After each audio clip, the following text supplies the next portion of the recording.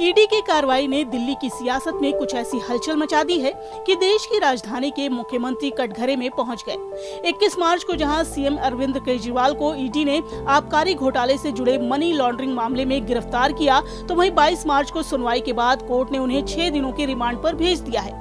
केजरीवाल की गिरफ्तारी के बाद ये बात भी सामने आई है कि वो जेल से ही सरकार चलाएंगे। अगर वो ऐसा नहीं कर पाए और उन्हें अपने सीएम पद से इस्तीफा देना पड़ा, तो फिर दिल्ली की सत्ता को कौन चलाएगा? कौन होगा दिल्ली का अगला सीएम?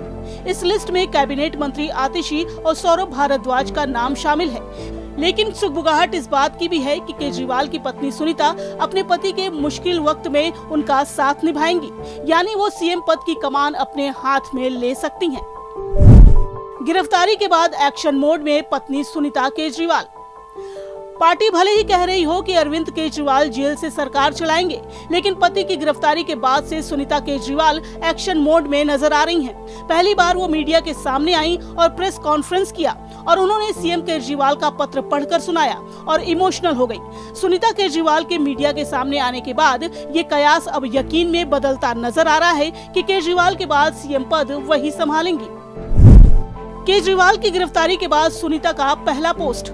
केजरीवाल की गिरफ्तारी के बाद सुनीता केजरीवाल ने एक्स पर पहला पोस्ट किया था। केजरीवाल की गिरफ्तारी के 9 घंटे बाद किए गए इस पोस्ट में सुनीता केजरीवाल ने पार्टी के जिम्मेदार नेता वाली भाषा का इस्तेमाल किया। इसी पोस्ट के बाद अब तक राजनीति से दूरी बनाने वाली मुख्यमंत्री की पत्नी सुनीता केजरीवाल की नई भूमिका संभालने की संभावना पर भी चर्चा तेज हो गई है। रियल स्टोरी महारानी कहीं रियल न बन जाए। वेब सीरीज महारानी इन दिनों चर्चा में है। उसमें रानी भारती की भूमिका भी ऐसा ही कुछ करती नजर आती है। सीएम पति जब जेल जाता है तो मुख्यमंत्री पद की कमान उसकी पत्नी रानी भारती संभालती है, अहम फैसले लेती है। बिहार की रानी भारती जैसी भूमिका अब दिल्ली की सुनीता केजरीवाल निभा सकती हैं।